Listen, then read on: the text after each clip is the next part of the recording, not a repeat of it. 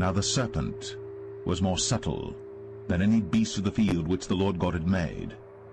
And he said unto the woman, Yea, hath God said, Ye shall not eat of every tree of the garden?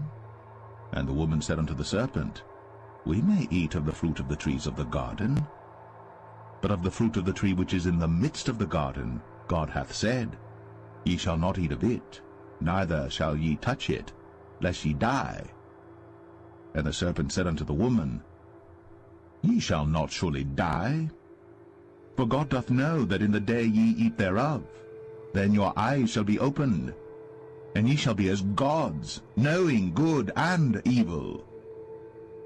And when the woman saw that the tree was good for food, and that it was pleasant to the eyes, and a tree to be desired to make one wise, she took of the fruit thereof, and did eat, and gave also unto her husband with her, and he did eat.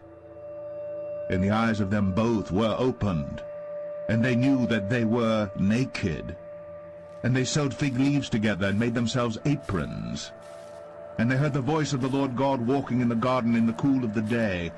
And Adam and his wife hid themselves from the presence of the Lord God amongst the trees of the garden. And the Lord God called unto Adam, and said unto him, Where art thou? And he said, I heard thy voice in the garden. I was afraid, because I was naked, and I hid myself. And he said, Who told thee that thou wast naked? Hast thou eaten of the tree whereof I commanded thee that thou shouldest not eat? And the man said, The woman, whom thou gavest to be with me, she gave me of the tree, and I did eat. And the Lord God said unto the woman, What is this that thou hast done? And the woman said, The serpent beguiled me, and I did eat.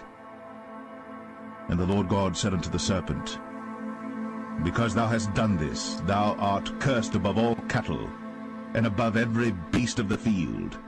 Upon thy belly shalt thou go, and dust shalt thou eat all the days of thy life. And I will put enmity between thee and the woman, and between thy seed and her seed.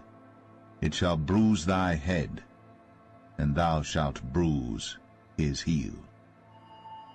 Unto the woman he said, I will greatly multiply thy sorrow, and thy conception. In sorrow thou shalt bring forth children, and thy desire shall be to thy husband, and he shall rule over thee. And unto Adam he said, Because thou hast hearkened unto the voice of thy wife, and hast eaten of the tree of which I commanded thee, saying, Thou shalt not eat of it, cursed is the ground for thy sake.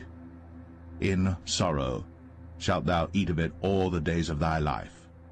Thorns also and thistles shall it bring forth to thee, and thou shalt eat the herb of the field. In the sweat of thy face shalt thou eat bread, till thou return unto the ground. For out of it wast thou taken, for dust thou art, and unto dust shalt thou return.